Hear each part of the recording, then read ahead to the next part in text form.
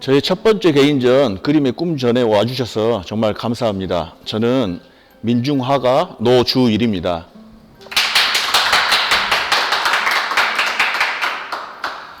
그림의 꿈이라는 제목은 재작년에 제가 정말 아끼는 열사운동을 하는 후배가 저한테 꽃다지의 노래의 꿈이라는 노래를 들려주었습니다.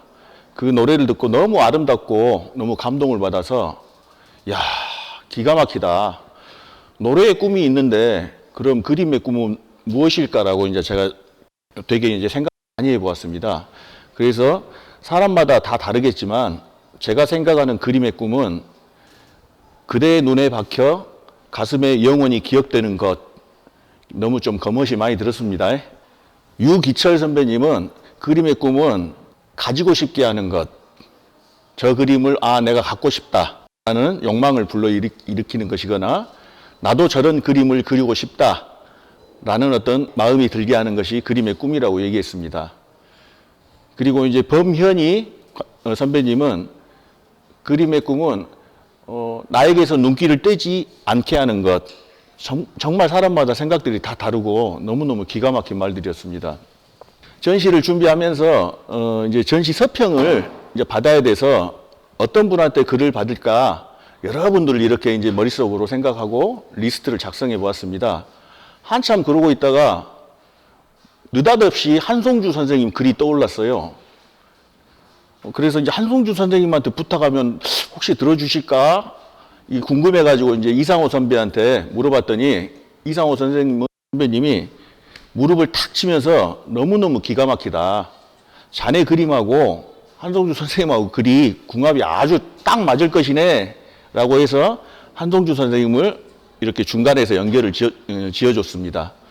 다행히 한송주 선생님을 만나가지고 그림도 이제 보여드리고 이야기도 나누고 그날 밤에는 둘이 한송주 선생님 집 근방까지 가서 낙엽이 한참 떨어져서 많이 쌓여있을 때였습니다. 둘이 팔짱 끼고 낙엽을 밟으면서 아름다운 시간을 보냈습니다.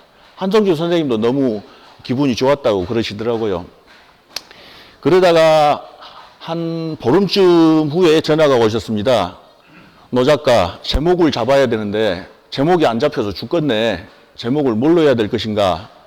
아니 선생님 제 작업실에 오시자마자 그림 좀 이쁘게 그려라 그러지 않았습니까? 제목을 그걸로 해주십시오.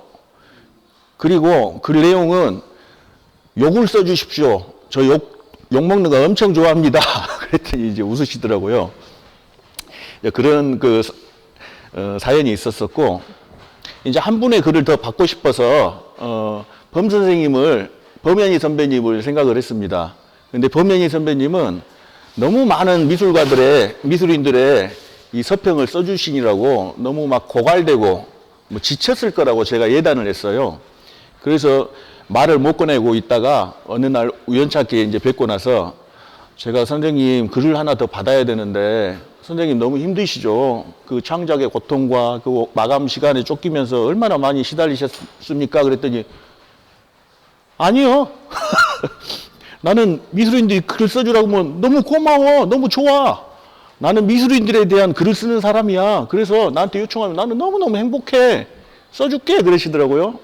그래서 흔쾌히 써주기로 이제 해주셔서 너무 감사했습니다. 그러다가 일주일쯤 뒤에 전화가 왔어요. 그대의 전시에 제목을 잡았습니다라고. 그래서 이제 늑인이라는 단어를 일주일 동안 국어사전을 뒤주셨대요. 그래서 늑인이라는 단어가 노주일이라는 화가 그리고 저의 어떤 그림에 가장 어울리는 단어라고 생각을 했답니다. 범현이 선생님 글에 있는 늑인이라는 개념은 이 시대의 심장에 도장을 찍다, 또 도장을 새기다, 아니면 그 도장을 늑인이라고 합니다. 그리고 노주일이라는 화가가 이번 전시를 통해서 나는 앞으로 이런 그림을 그릴 거야 라고 도장으로 최종 결제하듯이 도장을 찍는 그런 느낌, 그런 그 의미를 갖고 있다고 하십니다. 너무 마음에 들었습니다. 한송주 선생님 그 제목은 불우한 현실에 싸대기를 날리다. 예. 제가 그렇게 보였군요. 제가 그런 놈이었군요. 인정할 수밖에 없었습니다. 너무너무 좋았고, 중반 후반부에, 이제 형무소에 독방에 갇힌 죄수가, 갇힌 수인이 벽에다 국가보안부 철폐를 이렇게 이제 쓰는 그 묘사한 그 몇 줄의 장면이 있습니다. 그 글을 읽고 있는데, 제가 이제 또 울컥하네. 이게 눈물이 펑펑 나더라고요. 왠지 모르겠어요. 꺼이꺼이 울면서 30분 동안 울면서 전화를 했어요. 양손주 선생님한테. 제가 살다가 글을 보다가 눈물을 흘린 것은 중3 때 죽음을 넘어 시대의 어둠을 넘어라는 책을 하룻밤에 다 읽으면서 11번 꺼이꺼이 운 적 이후에 처음입니다. 이렇게 아름다운 글로 저한테 울게 해주셔서 너무너무 감사드립니다. 그렇게 이제 전했습니다. 그 이후로도 10분을 더 울었어요. 아마 이제 그 국가보안법에 대한 그런 부당한 어떤 이런 그 시대에 대한 누적된 제가 차곡차곡 눌러서 쌓아와서 담아놓은 것을 한송주 선생님이 꿰뚫어 보신 것 같아요. 제가 거기에 대해서 얘기한 적이 없었거든요.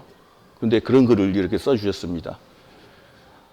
이 전시 도로계의 표지는 아주 지금 그 칭찬을 많이 받고 있어요. 이 아이디어는 이상호 선배님이 표지 디자인을 이제 끙끙대고 있었습니다. 기철이 형이랑. 그래서 이제 밥 먹으면서 고민을 이제 털어놨더니 이렇게 하는 것이 기가 막히겠네 해가지고 이렇게 부분을 포착을 해가지고 표지를 삼게 됐습니다. 뭔가 막 궁금함이 막 이렇게 불러일으키는 어떤 그런 좋은 디자인입니다. 전시 제목 주제가 그림의 꿈인데 이 그림이 대표작이에요. 그림의 꿈이라는 그림입니다. 아까 말씀드렸듯이 그림은 그대 눈에 박혀 가슴에 영원히 기억되는 것. 제가 생각하는 그림의 꿈입니다. 화가는 꿈의 매개자라고 저는 항상 생각을 합니다. 나를 통해서 다른 사람들의 꿈을 연결해 주는 것, 그리고 이제 연결해서 표현하는 것이 화가라고 생각을 하는데, 저 어린 아이는 어렸을 때 제 얼굴이에요. 근데 화가 엄청났어요. 그리고 저 손을 통해서 죽어간 별들의 염원과 피어나는 꽃들의 희망을 제 손에 잊고 있습니다. 화가는 손으로 이렇게 말하는 사람이지 않습니까? 그래서 하늘과 땅의 염원을, 꿈을 대신 제가 저를 통해서 고함을 지르고 있는 거예요. 화가 나서. 저 상황은 어떤 상황이냐면 깜깜한 바다 위에 홀로 앉은 아기가 한반도 모양의 바위섬에 앉아 있는 겁니다. 고립된 거죠. 그래서 이제 막 화가 너무 났어요. 통일을 하고 싶은데 통일을 못하게 하니까. 그래서 우리끼리 통일하려니까 다 꺼져라 하고 크게 고함을 치고 있는 겁니다. 이 그림은 녹순톱 메고 젖은 길동무라는 그림입니다. 올해 10월 26일 탕탕전에 출품하려고 올해 준비한 그림입니다. 제일 앞에 전두환이 멱살 잡혀갖고 이제 끌려가고 있죠. 가운데 인물이 접니다. 역사청산이라는 붉은 머리띠를 두르고. 머리끄댕이를 잡힌 인물은 백선엽이라는 장군입니다. 제일 앞에 무릎 꿇고 기다리고 있는 사람은 박정희입니다. 닭깎기 마사오죠. 백선엽은 시라가와 요시노리로 창씨 개명을 한 친일파입니다. 제가 이 그림을 그리기 위해서 스케치를 하고 이상호 선배 작업실에 갔더니 옛날 5.18 시민군이셨던 아는 형님이 계시더라고요. 그래서 그 형님한테, 형님 마침 잘 만났어. 내가 이러저러한 그림을 그릴 테니 전두환 포즈를 좀 잡아주시오. 그래서 이 그림을 내가 10월 26일 날 발표하는데 전두환이가 그때까지 뒤진가 안 뒤진가 한번 두고 봅시다. 그랬더니 처음에는 모델을 설육반 하다가 그 얘기를 듣고 겁이 났는지 아이고 나 모델 못 사주겠네 라고 해서 대신 이상호 선배가 저한테 멱살을 잡혔습니다. 세상 나는 죄 지은 것이 하나도 없고 나는 착하게 살았는데 왜 이러냐 하고 겁나게 억울한 표정이죠. 모든 죄인들은 항상 저런 표정을 짓습니다. 제가 경찰서를 소시적부터 많이 들락날락 해봐가지고 많이 본 표정들입니다. 그리고 앞에 있는 백선엽 같은 경우는 다들 많이 아실 거예요. 101살 때 죽었죠. 재작년인가 죽어서 국립현충원에 이제 묻었는데 묻히면 안 된다. 저는 악질 친일파를 어떻게 현충원에 있다 묻냐 해서 아직도 논란이 많습니다. 그 백선엽이는 일제시대 때 일본군 장교였습니다. 봉천군관학교 만주에 있는 일본군 장교 양성학교에서 장교가 돼가지고 그 일대를 말 타고 뛰어다니면서 항일 무장 독립운동 세력을 어마어마하게 많이 잡아 죽였어요. 그리고 쟤가 지휘관으로 있는 부대가 지나간 자리는 마을들이 초토화가 됩니다. 어린아이, 임산부, 노인들 할 것 없이 전부 다 학살을 했습니다. 그리고 잔인하기로 유명한 일제 일본군 장교였어요. 기록들이 다 있습니다. 예를 들면 일본 왕 생일이 되면 생일상을 크게 차려놓고 독립군들 모가지를 잘라가지고 그 생일상 위에 올려놔요. 그리고 일본 왕이 있는 쪽을 향해서 절을 합니다. 천황폐하 만세하면서. 그런 악질 친일파입니다. 해방 이후에는 우연찮게 우리나라 군인이 돼가지고 빨치산 토벌대 대장을 했었어요. 그래서 휩쓸고 다녔습니다. 거기에 관련된 자료도 잔인하기로 유명하죠. 지금 그 흔적이 하나 남아있는 데가 있는데 순천하고 보성 사이에 보면 순천에 예속돼 있는 마을이 하나 있습니다. 마을 입구에 보면 백선엽 송덕비라고 아직도 비석이 있어요. 제가 그 소리를 듣고 참을 수가 없어서 실제 녹순톱을 하나 들고 왔습니다. 들고 가지고 그 송덕비를 읽었어요. 그리고 낚싯줄을 매달아 놓고 공중에서 귀신이 녹순톱으로 그 비석을 잘리고 있는 것처럼 연출을 해가지고 사진을 찍었습니다. 그렇게라도 하고 싶어서. 그리고 와서 이제 저 백선엽 바로 허리춤에 보면 빨간 그 비석이 있습니다. 저기에는 시라가와 요시노리 송덕비라고 제가 적었어요. 시라가와 요시노리라는 인물은 백선엽을 가르친 봉천 군관학교 스승이었습니다. 관동군 총사령관을 했거든요. 어마어마한 일본 지휘관이었죠. 근데 어느 날 윤봉길 의사가 일본 왕한테 도시락 폭탄을 던져버렸어요. 근데 그 옆에 있다가 폭탄을 맞아버렸습니다. 그리고 시름시름 앓다가 얼마 후에 죽었어요. 그 소식을 들은 백선엽이가 오메 내가 가장 존경하는 스승님이 죽었다. 그러면 그 이름으로 나는 창씨 개명을 할란다 해갖고 저희 시라가와 요시노리로 창씨 개명을 한 뼛속까지 친일파입니다. 저런 자가 이제 빨치산 토벌대 대장을 하면서 이 마을들을 또 초토화시켰어요. 이 남한에 있는 특히 전남 지역에. 그 마을도 지나가면 작전을 펴면서 마을을 초토화시킨 겁니다. 사람을 죽이고 마을을 불 다 질러버리고. 돌아오는 길에 보니까 그 마을의 입구에서 연기가 피어오르는 언저리에 몇몇이 마을 사람들이 춥고 막 배고프고 울고 있었답니다. 근데 그걸 보고 또 이제 짠했답니다. 그래서 부하들을 시켜서 마을을 재건하게끔 해줬답니다. 그래서 그런 마음이 고마워서 송덕비를 세워놓은 거예요. 아직까지. 병 주고 약 주고 한 거죠. 원래 그런 식으로 초토화시키는 이유는, 그리고 마을 사람들을 학살하는 이유는 적군에 대한, 적 세력, 반대 세력에 대한 본보기입니다. 그리고 공포심을 심어주기 위해서죠. 그리고 진짜 속에는 뭐가 있냐면 실적을 만들어서 진급하기 위함입니다. 백선엽은 32살 때 대장을 달았어요. 너무너무 기가 막힌 일이죠. 전 세계적으로 아마 유례가 없는 일일 겁니다. 참 오래 살았어요. 박정희가 부하 군인으로 있었습니다. 해방 이후에. 한국 군인이 둘 다 됐었는데 군대 내에 좌파 색출 사업이 벌어졌습니다. 남노당 활동하는 군인들이 있었거든요. 그때 지휘관이 백선엽이었어요. 근데 자기 부하들이 박정희를 발각을 해버린 거예요. 요 남노당 활동하는 군인이 우리 안에 숨어 있었다. 그래서 군사재판을 받고 사형 선고를 받습니다. 박정희가. 백선엽은 박정희의 재능을 평상시 너무 아껴가지고 구명운동을 합니다. 그래서 사형을 면하게 해주죠. 그리고 자기 산하에 있는 어떤 부대의 군무원으로 근무를 시킵니다. 월급은 안 받는. 그러자 백선엽이가 자기 만주군이나 일본군 장교 출신 부하와 동료들한테 월급을 모아서 박정희한테 월급을 매달 줬습니다. 그러면서 박정희가 군대 내에서 이제 성장하게 된 것이죠. 박정희를 살려주고 키워준 인물입니다. 박정희는 쿠데타로 대통령이 됐죠. 대통령이 되자마자 전두환이는 육사생도 800명을 선동을 해가지고 박정희 쿠데타 지지 행진을 했습니다. 잘 보이기 위해서, 눈도장 찍기 위해서.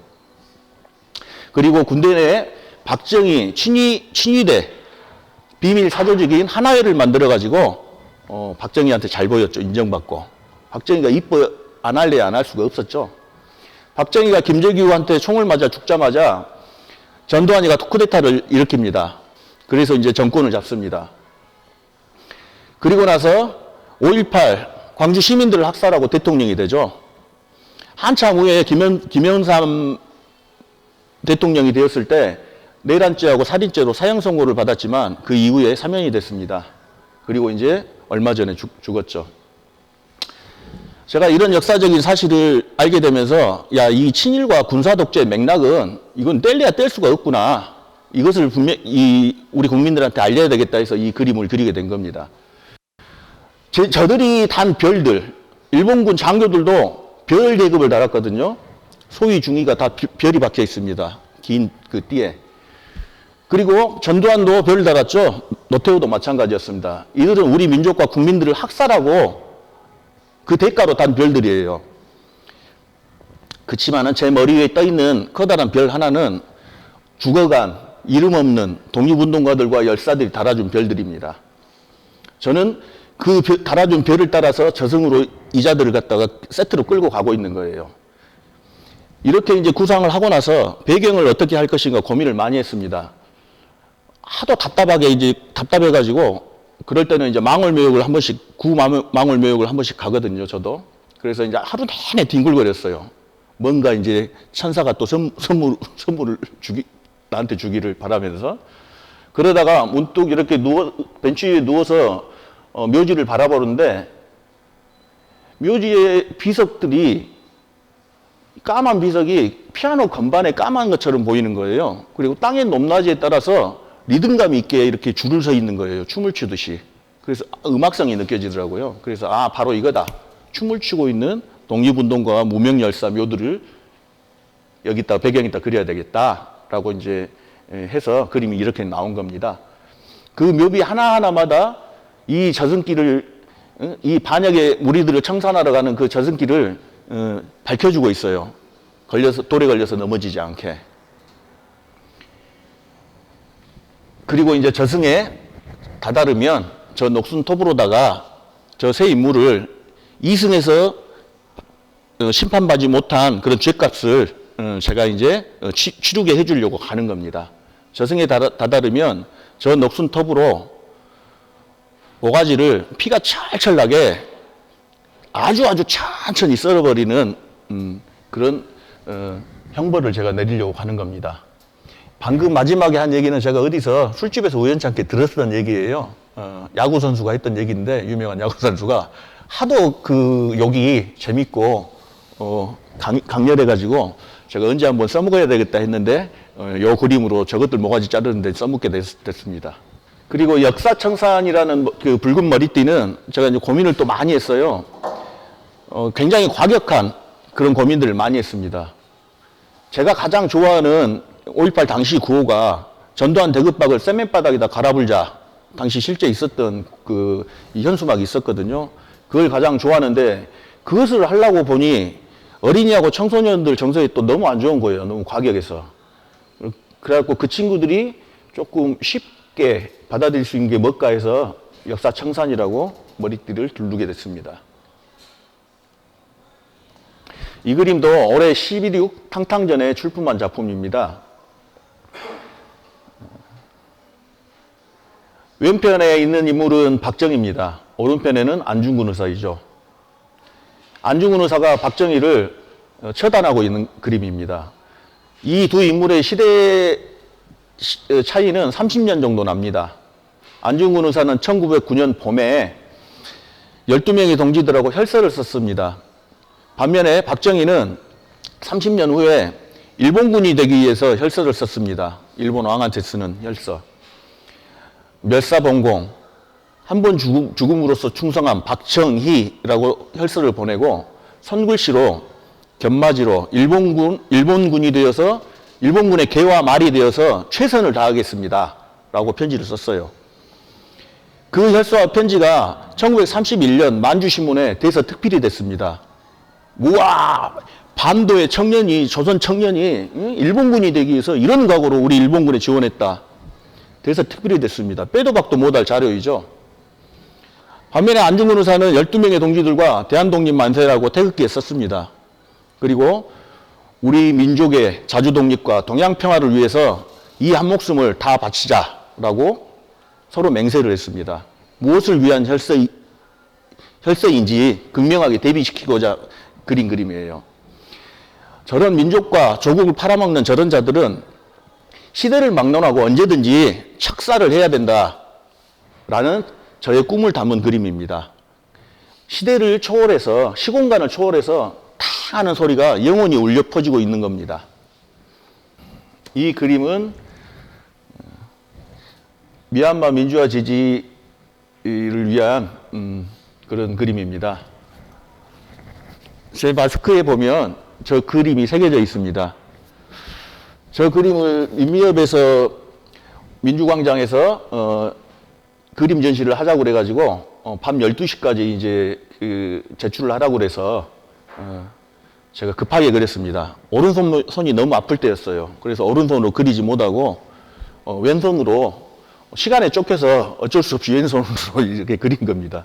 근데 제가 왼손으로 이 정도라도 그릴 수 있고 그 이후도 왼손으로 그리게끔 해준 그런 그림이죠. 저 그림을 온라인상에서 어떤 분이 보았습니다. 차명숙 선생님이라고 5.18 당시 가장 최초로 광주 시민들이 다 죽어가고 있습니다. 도청으로 모여주십시오. 절규를 외치던 거리방송을 하던 분이십니다. 그분이 저 이미지를 보고 마스크를 만들고 티셔츠에 만들어서 우리가 입고 데모를 하고 다니고 싶다라고 연락이 왔습니다. 그 연락을 받고 저는 이제 흔쾌히 승낙을 했고 차명숙 누님은 안동에서 독립운동과 5.18 알리기 그리고 미얀마 투쟁 지지 그리고 환경운동도 하시는 굉장히 열성적인 운동가입니다. 사회운동가. 제 그림 이미지를 받아서 이 마스크를 만들어서 티셔츠를 만들어서 60대, 70대, 80대 노인분들이 이렇게 몰려다니면서 데모를 하고 다니시는 사진을 저한테 보내주셨더라고요. 너무 감사했습니다. 이 그림의 꿈이 실현이 된 겁니다. 전시장에서 우리들만 보는 것이 아니라 이 그림의 마음이 꿈이 거기까지 번져나가는 겁니다. 아주 사소하게나마. 너무너무 저는 감사했습니다. 그리고 아주 맛있는 귀한 술과 맛있는 음식까지 저한테 또 보내주셨더라고요. 지금도 이제 연락을 하면서 가깝게 지내고 있습니다. 이 그림은 왼손으로 그린 두 번째 그림입니다. 제가 너무너무 달콤하고 황홀한 꿈을 쫓으면서 막 살다가 막 무식하게 지내다가 어느 날 함정에 빠져서 미끄러졌어요. 미끄러져서 함정에 빠지면서 손을 짚었는데 비탈진 곳에 손을 짚어가지고 손목을 크게 다쳤습니다. 그래서 제가 이제 왼손으로 그릴 수밖에 없었습니다. 그림을 좀 그리면 또 계속 아파지니까. 근다고 해서 한없이 이렇게 안 쓰고 있을 수도 없고 해서 왼손으로 했더니 어느 정도 됐습니다. 그렇게 막 살다가 이제 제가 막 힘들고 괴롭고 막 심란하고 마음이 아프고 할 때 항상 보성 백민미술관은 제가 찾아가서 며칠씩 기거하다 옵니다. 가면 저를 항상 말없이 반겨주고 챙겨주는 선배분이 계셔요. 조연 백민미술관 관장님이신데 그 관장님이 27년 동안 가꾼 나무예요. 혼자 바라보면서 또 가지도 쳐주면서. 그래서 이제 저 매화나무의 열매가 매실 아닙니까? 매실의 효능이 배탈이 나거나 할 때 매실을 먹으면 이제 배가 풀어지고 그런답니다. 또 체한 것도 깔아앉고. 저한테는 조영 관장님이 매실 같은 분이셔요. 그래서 제가 저런 시를 썼습니다. 이제 둘이 동화가 매화나무와 조연 선배가 동화가 돼버린 거죠. 그래서 감사의 표시로 저런 시를 썼습니다. 저 그림을 그리자마자 야 이거 나한테 팔아라 해서 바로 팔아고 했습니다. 그래서 원작이 없어요. 예. 이 그림도 왼손으로 그린 그림인데 전남 일신방지 그림입니다. 제가 어느 날 일요일 아침 늦잠을 자고 있는데 전화가 왔습니다. 지금 한 팀이 역사 탐방을 왔는데 얼른 와라. 아주 재밌을 것이다. 라고 연락을 받고 눈곱도 안 떼고 달려갔습니다. 같이 들어가서 이 역사를 제가 만나게 됐죠. 기가 막히고 코가 막혔습니다. 여기는 일신방직 안에 있는 화력발전소 아닙니다. 굉장히 이제 그 사락해가지고 노후돼 있고 사용 안 한 지 오래됐습니다. 왼편에 있는 그림은 일신방직 안에 있는 고가 수조, 오른편에는 일신방직의 공장 안입니다. 여기는 못 들어가게 됐었는데 담을 타고 넘어가서 몰래 들어가서 어두컴컴한 데서 이제 그렸어요. 그리고 이제 한 점 더 있습니다. 전남방직이 일신방직은 분들이 아실 거예요. 거기가 작년부터 팔려버렸어요, 부지가. 그래서 이제 저런 그 역사적인 어떤 시설물들, 장소들이 이제 사라질 것을 염려해서 제가 그림으로 기록하고 싶어서 여러 작가들하고 함께 승인을 받아서 현장 스케치를 한 겁니다. 그러면서 절대 이곳이 사라지지 않고 그 옛날에 일제시대 때부터 군사 독재까지 이어져온 이 노동자들, 여성 노동자들의 어떤 이런 탄압, 착취 이런 것들을 고스란히 드러내야 된다. 이것을 숨기거나 피해서는 외면해서는 절대 안 된다. 왜냐하면 그 어린 요공들의 그 고통과 죽음들은 그들의 잘못이 그들의 책임이 아니기 때문에 우리 온 국민이 알고 제대로 역사를 바로 돌려놔야 된다. 왜 그러냐면 그때 그 시절부터 지금 여기까지 비틀려 있기 때문에. 그래서 우리가 역사를 알려야 된다라고 각오를 했습니다. 마침 이 스케치 작업을 하고 있는 와중에 후반부쯤에 저 고가 수조와 아까 봤던 화력발전소, 그리고 앞에 있는 보일러실, 그리고 입구에 있는 노동자 해방탑이 있거든요. 하얀 해방탑. 그것은 시에서 보존하기로 결정을 했습니다.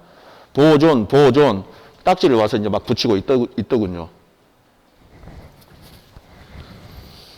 저 공장 안에 제가 들어간 이유는 공장 안에 현장 느낌을 몸에 좀 체화를 해보고 싶었어요. 그 여공들이 저 안에서 어떤 느낌으로 일을 했었는지. 한때는 어떨 때는 분명히 공장에 취직해서 경제적 동기부여로서 어떤 꿈을 실현할 수 있는 어떤 기회의 장이었겠죠. 그렇지만은 저곳에서는 그 이전에는 어마어마한 눈물의 역사가 있습니다. 그것을 이제 알아보시면 이제 되실 것 같고, 저 안에 공장 안에 들어가서 혼자 몰래 그림을 그리면서 굉장히 많은 소리를 들었어요. 공장 기계 돌아가는 소리, 요공들이 막 흐느끼는 소리, 두드러 맞는 소리, 요공들을 욕하는 소리. 졸다 보면 막 옆에서 욕하거든요. 남자 그 관리자들이 막 욕을 해대고. 그리고 절규도 들었습니다. 너무너무 탈출하고 싶어서 바닥에 있는 배수구 구멍들이 여러 개가 있는데 그리로 탈출을 해요. 탈출하다가 보면 이 방적 공장은 뜨거운 물이 항상 필요하거든요. 근데 그냥 계속 흐르는 게 아니라 한꺼번에 가끔씩 쏴준답니다. 보일러실에서 물을 데펴서 탈출하다가 그 뜨거운 물 만나서 시체가 이제 떠오른 거죠. 바깥쪽에. 또 담을 넘어서 탈출하다가 잡히기도 많이 하고, 두드러 맞는 것뿐만이 아니라 감금당하기도 하고, 강간도 당하고, 기숙사에 감금을 시켜놓고 저 공장 그리고 식당 그 외에는 벗어날 수 없게끔 통제를 했습니다. 막루까지 있었어요. 감시를 한 거죠. 임금은 엄청 적게 주고 먹여주고 줘준다는 핑계로. 그러다 뭐 소문이 나다 보니 여군들이 이제 안 들어와요. 그러면은 납치를 해갖고 와요. 가장 어린 나이가 9살이었고 평균 연령이 12살이었답니다. 전남 지역으로 전부 다 호남 지역으로 다 이제 소문이 나가지고 잘 안 들어와. 그래서 이제 계속해서 이제 홍보를 더 먼 데로 하죠. 그래서 이제 돈도 벌게 해주고 야학을 통해서 공부도 가르쳐 준다더라 이렇게 이제 거짓 광고를 합니다. 그래서 또 이렇게 여공들을 유입을 했었습니다. 조만간 지금 저곳이 다행히 무조건 아파트를 짓는 어떤 이런 것을 이제 그 계획은 포기를 했답니다. 시에서.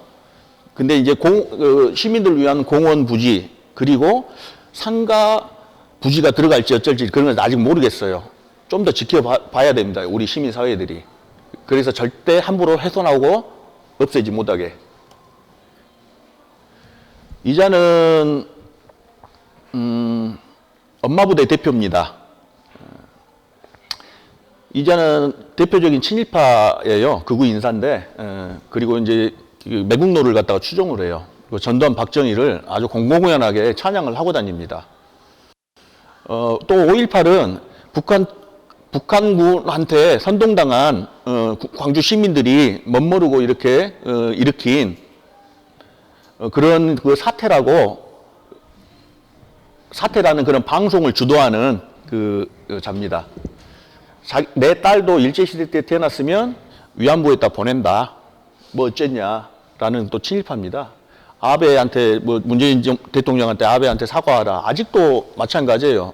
우리는 일본하고 굉장히 친하게 지내야 된다. 무조건 친하게 된다. 화해해야 된다. 용서해야 된다.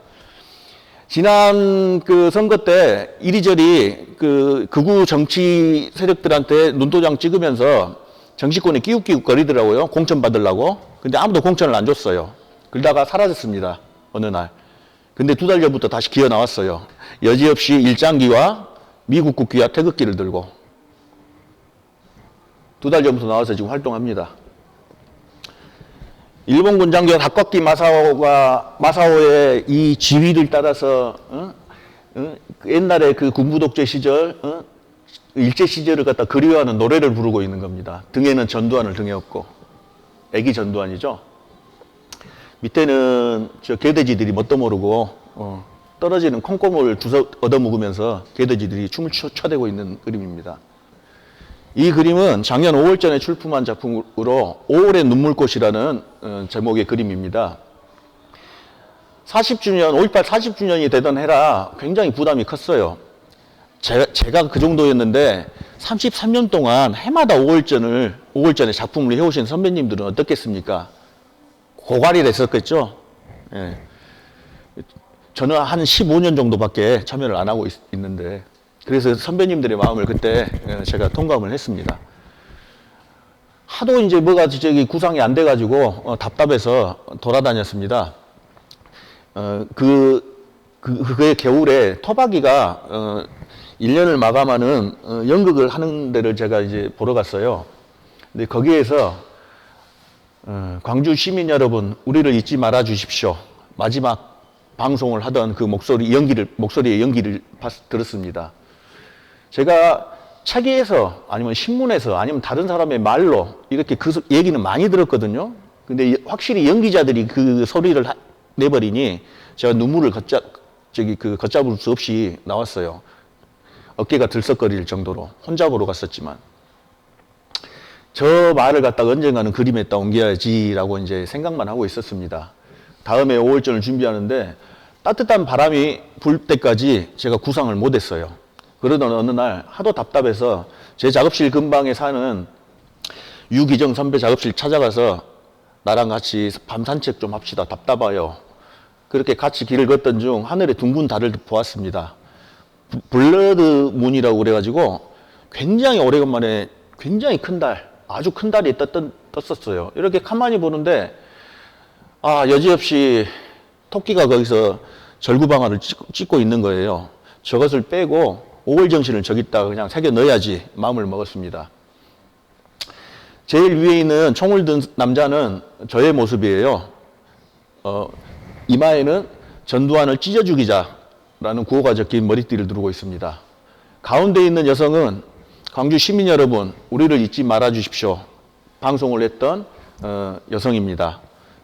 저 모델은 다른 모델이에요. 제가 예전에 구 전남도청 1층에서 3년 동안 5.18 시민군 체험을 한 적이 있습니다. 진행한 적이. 그때 제가 사진으로 찍었던 어느 대학생의 모습입니다. 그리고 그 밑에가 누워서 이제 헌혈하고 있는 분이 유기정 조각가. 그리고 간호사와 주먹밥을 주고 있는 여인은 실제 그때 당시 기록 사진을 이렇게 활용을 했습니다. 그래서 그 시민군과 시민들이 흘렸던 당시의 눈물이 뚝뚝 떨어지면서 아름다운 눈물꽃이 되어서 더 작은 꽃으로 또 더 아름다운 소리를 내면서 멀리 퍼져나가기를 바라는 마음으로 그린 겁니다.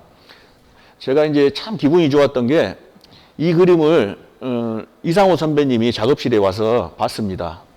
야, 주일아, 수많은 화가들이 5.18에 대해서 그렸지만 달에다 5.18을 그려본 것은 네가 처음인 것 같다. 사실인지 아닌지는 이제 확인 못하겠지만 그래서 너무 기분이 좋았습니다. 이것은 이제 실제 손으로 쓴 편지입니다. 이렇게 이제 긴 편지예요. 제가 첫 번째 개인전을 한다라는 소식을 듣고 이상호 선배께서 저한테 전시 축하 글을 이제 써주고 싶었답니다. 근데 쓰다 보니 편지가 되더랍니다. 그래서 이제 편지 형식으로 편지지에다가 이렇게 정성껏 써서 저한테 준 겁니다. 이 편지에 대한 답장을 제가 이번 전시를 통해서 바로 하지는 못해요. 2년 후에 다시 그림의 꿈이라는 주제로 그림을 50점을 더 채워서 출판 기념회까지 할 겁니다. 그때 답장을 보여드리겠습니다. 이 편지 덕에 제 그림은 관심이 없어지고 사람들이 이 편지 앞에만 모여 있어요. 글씨체에 감탄하면서 그 편지의 내용에 감탄하면서 이 편지 때문에 제 그림들은 오징어가 되었답니다. 가운데에서 벽에다가 쇠숟가락으로 국가보안법 철폐를 쓰고 있는 분은 이상호 작가입니다. 이상호 작가는 실제 이 서대문 형무소에서 독방에 수감이 됐었어요. 독방에 남영동 대공분실에서 고문받고 이후에 서대문 독방에 수감되었을 때 밤에 이제 두드러 맞고 들어와서 독방에 쓰러져서 보다가 본 글씨가 대한독립 만세가 눈에 띄었답니다. 그 글씨를 보고 야, 저것은 분명히 먼 옛날 어떤 독립운동가가 죽어가면서 파놓은 글씨이리라 확신을 갖고 계신다고 했습니다. 그 말을 듣고 제가 이제 이 그림을 구상했습니다. 감옥에서의 꿈이라는 그림입니다.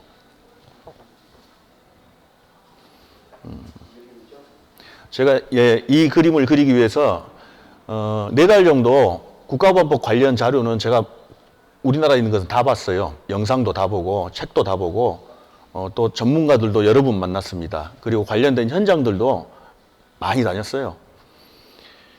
재미있는 에피소드가 있는데 서대문 형무소를 보지 않고서는 국가보안법을 얘기할 수 없다 확신이 들었습니다. 국가보안법은 일제시대 때 만들어 놓은 치안유지법이 모태입니다. 치안유지법은 독립운동가를 잡아서 고문하고 죽이기 위해서 일제가 만든 법이거든요. 그 법은 일본에서 넘어왔습니다.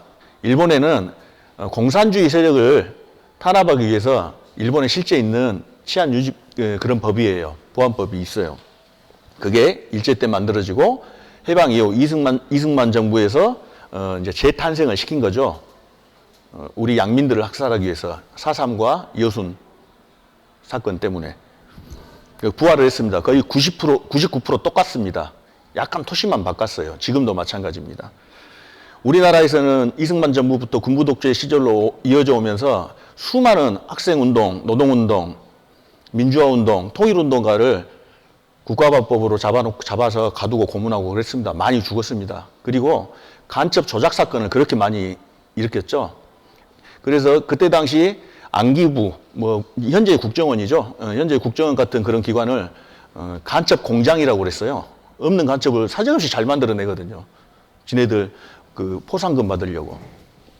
그런 식으로 악용된 악법입니다.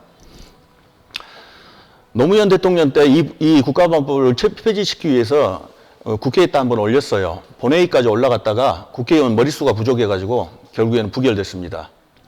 저 안에 있는 인물들이 좀 궁금하실 거예요. 오른쪽 제일 위에 계신 분은 우리 김구 선생님입니다. 그 아래쪽 보면 안쪽에 망국적 단독선거 반대라는 글씨가 새겨져 있어요. 김구 선생님은 상해 임시정부에서 해방 이후에 한국으로 이제 우리나라로 오셔가지고 이 단독선거를 그렇게 반대했거든요. 가장 먼저. 왜냐하면 그때 남북 단독선거를 했기 때문에 우리나라 남북이 분단된 겁니다. 그거를 막고자 했었습니다. 그 왼쪽에 바로 밑에 왼쪽에 있는 분은 반민특위 김상덕 위원장님이십니다. 5.18을 창산하기 위해서 반민족 처벌 특별위원회를 만들었었거든요. 어느 날은 이승만이가 김상덕 위원장님한테 찾아왔습니다. 집으로. 그래서 반민특위 조사를 이제 좀 그만 이 정도까지만 해 주십시오라고 했는데 안 된다고 확고하게 청산을 해야 된다고 그렇게 돌려보냈습니다. 그 바로 아래에 있는 젊은 사람은 제가 가장 아끼는 후배입니다. 제가 또 가장 의지하는 후배이고 결의하나라는 통일단체의 주관철이라는 후배입니다. 제가 국가보안법에 관련해서 궁금한 거 있으면 이 친구한테 항상 물어봤었어요. 그러면 자료를 찾아서 전해주고 또 아이디어를 주고 또 길을 제시해주고 그랬습니다. 이 친구는 결의하나 대표이기 때문에 조선은 하나다라고 써져 있는 그 글씨하고 연관이 되어 있기 때문에 이쪽에다가 그려놓습니다. 북한을 20번 넘게 왔다 갔다 한 친구예요. 물론 합법적으로. 그리고 왼편에 갓을 쓰고 계신 분은 왕산 허위 선생님이십니다. 구함할 때부터 의병장을 하셨습니다. 그래서 왜군하고 싸웠죠. 의병장님이셨는데 영향력이 대단하셨어요. 그 전국에서 많이 이렇게 이제 모이고 또 이제 승리도 많이 거두셨습니다. 1895년대 96년도에 처음으로 이제 의병장을 이렇게 이제 하셨거든요. 그 이후에 이제 우리가 식민지가 됐습니다. 그 이후에는 이제 독립운동을 하셨죠, 당연히. 그리고 굉장히 많은 독립운동가들을 양성하셨습니다. 제자들이 굉장히 많이 있어요. 안중근 의사도 마찬가지로 허위 선생님한테 영감을 많이 받았습니다. 그분의 뜻을 많이 추종을 했고. 왕산 허위 선생님은 3대에 걸쳐 독립운동을 해서 다 죽었습니다. 그분이 항상 강조하시는 신념은 목숨 걸고 외세에 저항하라 라고 가르치셨습니다. 어떤 상황이든 간에 우리 땅에다가 외국 군대 들이면 안 된다. 그럼 우리는 지배당하게 돼 있다라는 것을 그때부터 강조를 하셨습니다. 그 바로 아래에 있는 인물이 유관순 우리 누나입니다. 유관순 누나는 대한독립 만세 이거하고 이제 가장 연결되어 있는 분이시죠.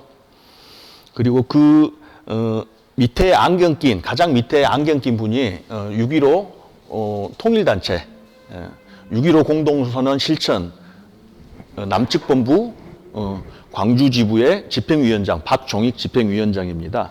제가 굉장히 믿고 따르는 통일운동가입니다.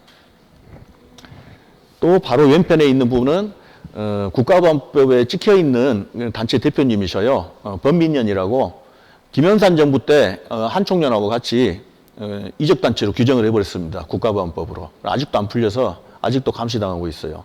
한평에서 농사 짓고 있는데 이 두 분은 평생 독재 타도를 위해서 이렇게 데모를 하셨고 가운데 아래쪽 글을 보면 양심수 없는 나라로 그리고 나는 간첩이 아니다. 그리고 그 아래 미군 철수 자주 통일 이거하고 가장 연관성이 깊은 상징적인 인물들입니다.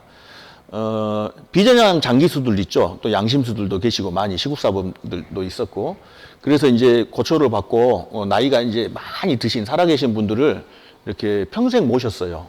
모시고 산다는 게 아니라 한 달에 2번씩 뭐 서너 번씩 찾아가서 항상 보살펴드리고 필요한 거 이렇게 해드리고 그런 아름다운 모습을 제가 아주 오래전부터 봤거든요. 그래서 너무너무 이 시대에 또 우리 광주에 우리 사회에 너무너무 귀한 존재라고 생각합니다.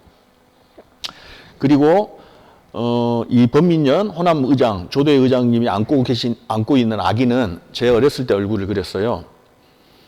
그리고 보라색 보자기에 쌓여 있죠. 여기에 반드시 민가협 어머니를 그려놓고 싶었습니다. 민가협 어머니들은 국가보안법 철폐를 위해서 수십 년간 아스팔트 위에서 뜨거울 때나 추울 때나 가리지 않고 국가보안법 철폐를 외쳤습니다. 양심수 석방하라고 외쳤습니다. 근데 너무 숫자가 많으셔요. 그래서 이제 고민을 하다가 민가협의 상징인 보라색 두건과 보라색 스카프로 애기볼을 만들어서 이렇게 그려 넣었습니다. 이 감옥 안에 새겨져 있는 모든 글들은 실현되지 않은 우리 민족의 꿈입니다. 그리고 해결되지 않은 우리 민족의 문제들입니다. 이 글들에 관련된 상징적인 활동을 해오신 민족문제연구소 광주지부의 김순웅 지부장님을 그려 넣었습니다. 이렇게 국가보안법으로 갇혀서 국가보안법 철폐를 새기고 있으니까 밤하늘에 별들이 독방 안으로 놀러 들어와서 구석구석에 죽어간 분들이 새겨놓은 구석구석에 글씨들을 비춰주고 있는 겁니다. 이 그림은 제가 이제 조금 더 완성을 할 거예요. 오른손목이 너무 아파서 중단을 했습니다. 마지막까지 그리다가. 그래서 2년 후에 그림의 꿈전에 다시 출품할 겁니다. 이상으로 이제 그림 설명은 다 마쳤습니다. 예. 제가 이번에 전시를 준비하면서 가장 좋았던 점은 희승이 형이 제 앞번 전시입니다. 모든 것을 희승이 형을 따라서 하니까 너무 쉬웠어요. 도록 만들 때도 희승이 형이 만든 형식을 똑같이 따라하니까 쉬웠고 고민할 필요가 없었어요. 전시 디스플레이 하는 것도 마찬가지고 또 관람객 들어오면 이렇게 안내하는 것도 마찬가지였습니다. 그래서 이제 희승이 형만 따라하면 내 인생이 이렇게 쉽게 풀리는구나 이번에 처음 알았어요. 앞으로도 희승이 형 따라 무조건 따라서 가려고 그럽니다. 그리고 이번 전시는 굉장히 많은 선배분들이 도와주셨어요. 제가 아까 타고난 선배복이 있다고 이제 그랬지 않습니까? 전시 시작하기 전에 보름 전부터 조연 선배와 이관수 선배가 전화가 와갖고 우리가 그날 하루 종일 휴가 내서 해줄게. 어떤 선배들이 그렇게 휴가까지 받아서 와서 노가대 한다고 그런 선배 어디 있겠습니까? 그리고 유기철 선배도 마찬가지. 바로 사무실이 또 가까이 있어서 이제 항상 그렇게 달려옵니다. 그리고 이제 그림에 빛나게 하는 그런 또 이번에 액자 같은 경우도 우리 최병진 선배가 고심고심해서 내 그림에 정말 딱 맞는 액자를 선택을 해서 내 그림이 우주에, 광활한 우주에 있는 듯한 그런 그림으로 보여지는 옷을 입혀줬습니다. 그리고 뭐니 해도 이제 우리 이상호 선배가 그림을 그릴 때부터 작업실에 와서 같이 그림을 고민해주고 또 그림의 길을 이렇게 제시를 해주고 또 준비할 때도 마찬가지고 또 지금 순간에도 마찬가지입니다. 작업실에서 그림 그리다가 내가 지금 첫 개인전을 하고 있는 그림 잔치를 벌리고 있기 때문에 이제 마음이 이쪽에 와 있어요. 궁금하고 잘하고 있는지, 관람객은 많이 왔는지, 그림은 잘 팔렸는지. 그래서 매일 왔다 갔다 하십니다. 이렇게 고마운 선배님들이 많이 있습니다. 다 선배님들 덕입니다. 제가 미미업에 들어와서 활동하면서 또 사회운동을 하면서 공부를 하고 연구를 하면서 또 사람들을 만나면서 지켜보면서 저한테 이제 확신이 생겼어요. 제가 앞으로 죽을 때까지 해야 될 일은 바로 그 두 지점입니다. 친일청산과 민족 통일입니다. 그걸 위해서 저는 그림을 그릴 겁니다. 앞으로. 저는 이만 그림과 전시에 대해서 얘기를 마칠까 합니다. 예, 감사합니다. 자, 질문 있으면 한 가지 질문은 받을 수 있겠습니다. 민미업이란 노 작가한테 어떤 의미인지. 제가 민미업에 처음 어떤 선배의 손을 잡고 왔을 때 제가 본 모습이 굉장히 감동적인 모습이 있어요. 딱 그 두 가지입니다. 아직도 잊혀지지가 않아요. 내 눈에 박혀버렸어요. 회의장을 갔는데 제가 따라갔습니다. 그 선배 손 잡고 가도 된다고 그래가지고. 근데 선후배들이 회의 테이블 하나 가운데다 놔두고 이렇게 양쪽으로 앉아가지고 회의를 하는데 담배를 서로 다 맞담배를 피면서 회의를 하고 있는 거예요. 저는 그 모습이 충격적이었어요. 제가 알고 있는 원래 선배와 후배 관계는 선배 앞에서 담배도 함부로 못 피고 돌려서 피거나 나가서 피거나 허락을 받고 피거나 그래야 되는 걸로 알고 있었거든요. 근데 어른이고 젊은 청년 후배이고 간에 회의하는데 따로 꼬나물고 회의하는 모습이 저한테는 굉장한 강력한 인상이었습니다. 강렬한 인상이었습니다. 이 단체는 이렇게 권위가 없구나. 권위의식이 없구나. 저는 이제 그렇게 짐작을 했어요. 두 번째 아름다웠던 광경은 5월 전 뒤풀이 제가 첫 번째 갔을 때 광경이었어요.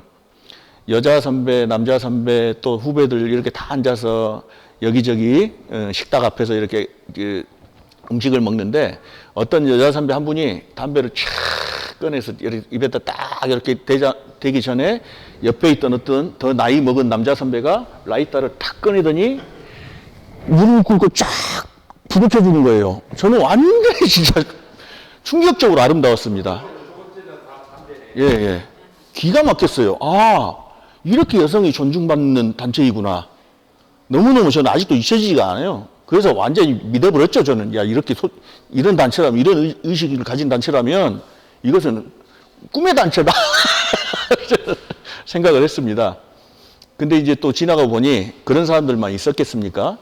아닌 사람도 몇 있었죠. 특히나 중심부에. 제가 막 견뎠어요. 불쾌해가지고 그만둬볼 생각도 많이 했었는데 저런 사람들 때문에 여기 들어오는 것은 너무 아까운 거예요. 왜 그러냐면 너무너무 귀한 그림을 그리는 귀한 존재들이잖아요.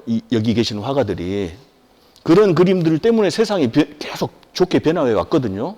근데 돈이고 뭐고 뭐를 다 포기하고 춥고 배고프고 외롭고 고통스러운 것을 일부러 선택해서 그런 그림을 그리시는 귀한 분들이에요. 우리 모두가 행복하게 사는 세상을 만들기 위해서.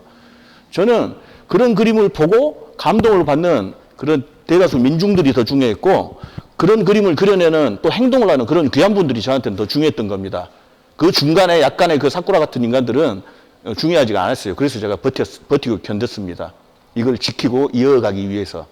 그래서 저는 항상 너무나도 당당합니다. 그저께입니다. 딱 전시장에 또 오전 일찍 이렇게 이제 오고 있는데 저를 이 여길로 안내해준, 이 민미업으로 안내해준 정말 따뜻했던 그 선배를 우연찮게 만났어요. 지하도에서 올라오고 계시더라고요. 오래간만에 만났습니다. 오메, 왜 오래간만인가? 왜 내 전시장 안 온가? 몰랐는가? 했더니, 여기서 봤대요. 페이스북에서. 다 봤다고.